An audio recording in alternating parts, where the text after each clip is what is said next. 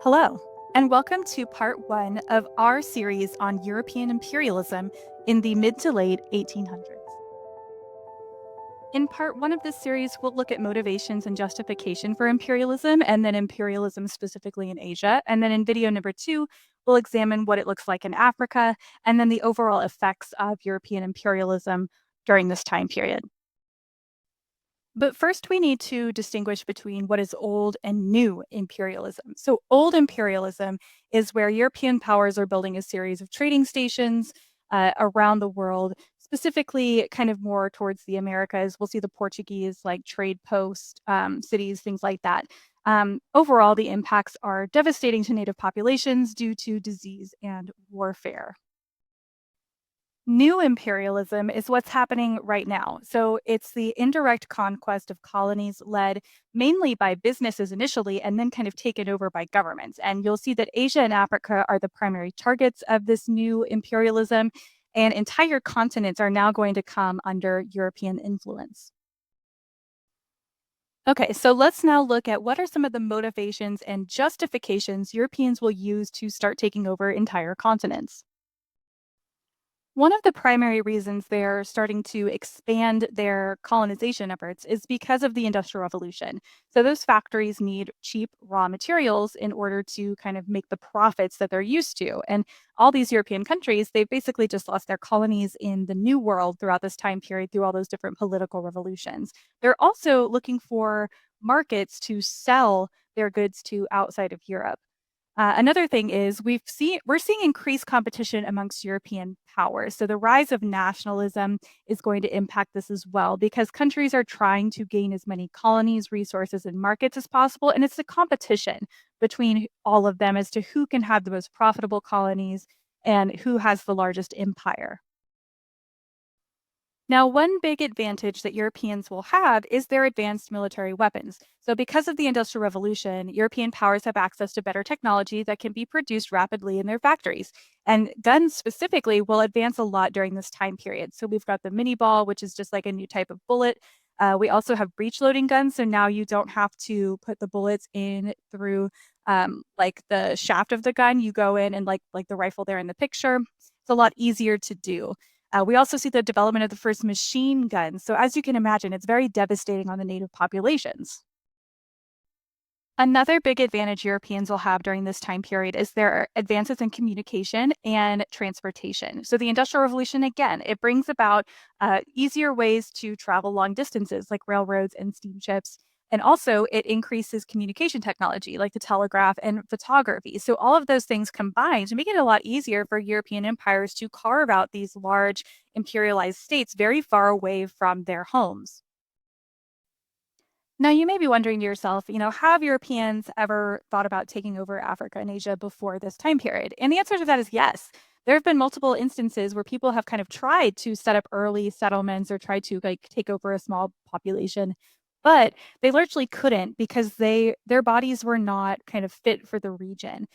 They did not have any kind of disease resistance to things like malaria or just stuff that pops up in those more tropical climates. But now, due to medical advancements, these Europeans are going to be able to survive in these new climates. So Louis Pasteur specifically with the ideas about germ theory. We've got the first use of antiseptics and anesthesia and quinine, which is like a treatment for malaria. And then, of course, we have these kind of more philosophical motivations for justifying their imperialism. So, specifically, we get the idea of social Darwinism, where people start to apply Darwin's theories about evolution and survival of the fittest to humans and specifically to race. So, this idea that Europe is much more developed and more advanced because they are the more civilized race. And then out of that stems these other things. One is the white man's burden. So, this idea that because they are more advanced, they have like the duty to kind of help these less fortunate countries and people. They see them as inferior and in need of help that only civilized countries can bring. And that's the white man's burden. That's their duty, right? And then the mission to civilize them. So it's part of the white man's burden to actively send people on missions to go civilize these uncivilized people. And of course, it's just like it's absolute pseudoscience. It's fake. It's just racism disguised as science. And here's a little excerpt from The White Man's Burden, written by Rudyard Kipling, one a famous like author during this time period, where he kind of like describes what the white man's burden is. But I mean, you even see it in things like this is an advertisement here on the right for Pear's soap. It's like a soap company saying that they can like help blot out the darkness of the uncivilized world by using this particular kind of soap. So it's a widespread belief during this time period that there's a civilizing mission that needs to happen from these Europeans to these African and Asian people. And it's a huge justification for why they're doing what they're doing. So let's look at some specific examples of what is happening with imperialism in Asia. So India here going into the early 1800s has been ruled by the Mughals, a Islamic empire, for the last 300 years, from about 1526 to 1857. But it's during that time period, right after the Seven Years' War, that the British East India Company, remember that's a joint stock company, they acquired the sole rights to trade in India. And the British East India Company is going to control a lot of the land in India. And by the mid 19th century, they're looking at most major ports and a lot of farmland in India under their control. And they're going to employ these men that are Indian soldiers called sepoys to protect their assets. And the Indian people are disgruntled with the British East India Company being there. They're realizing that they're kind of slowly getting taken over by the British. So the sepoys, those Indian soldiers, they form a mutiny and they try to rally together and force the company out of India. But the British are going to send their navy to crush this rebellion and back up the British East India Company. And so it ends it's called the Sepoy Rebellion. But the big result of this conflict is that it leads to the British like fully taking control of India.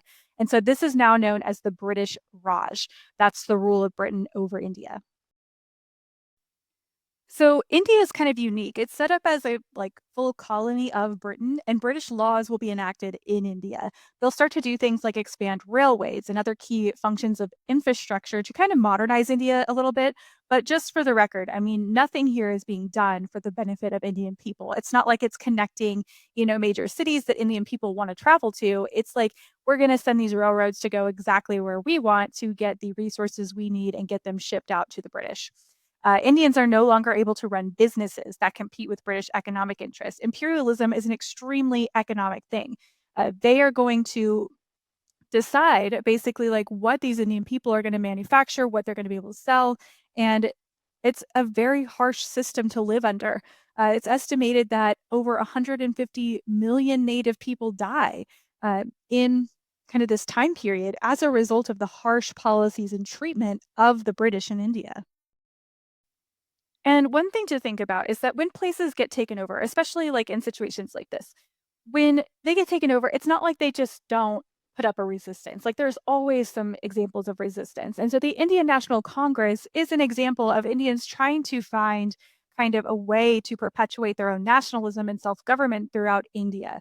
So they bring together the Hindu and Muslim populations that historically kind of didn't get along in India, and they make up the Indian National Congress. And this National Congress will have a lot of influence in the 20th century with the Indian independence movement. Now, in the early, like the 19th century when it starts, not so much, but eventually it will be a really important factor for India, and that unity is going to be really important.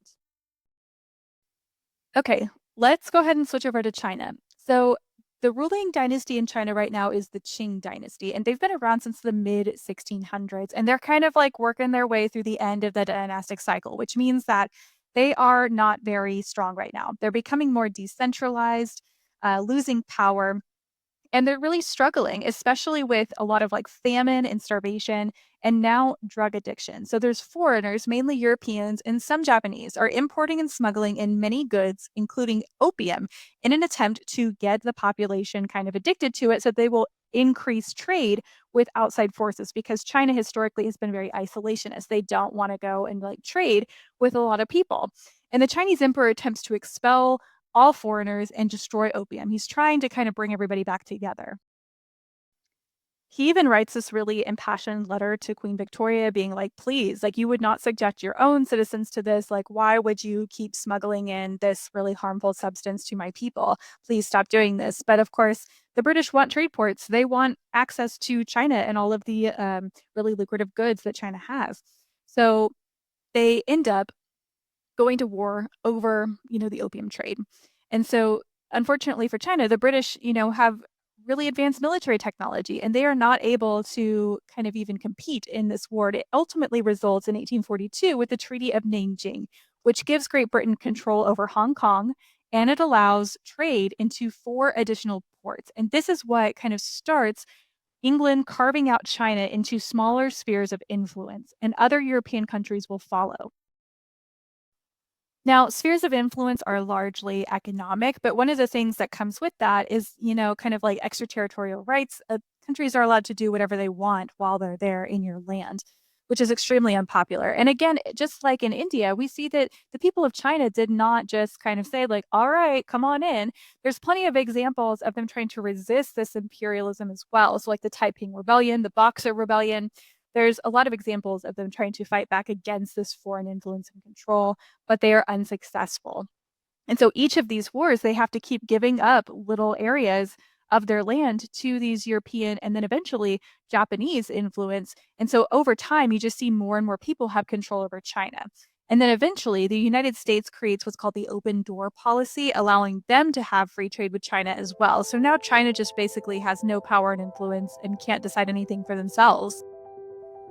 Okay, so that's the end of our video for today, looking at kind of the motivations and justification of imperialism, as well as what's going on in Asia.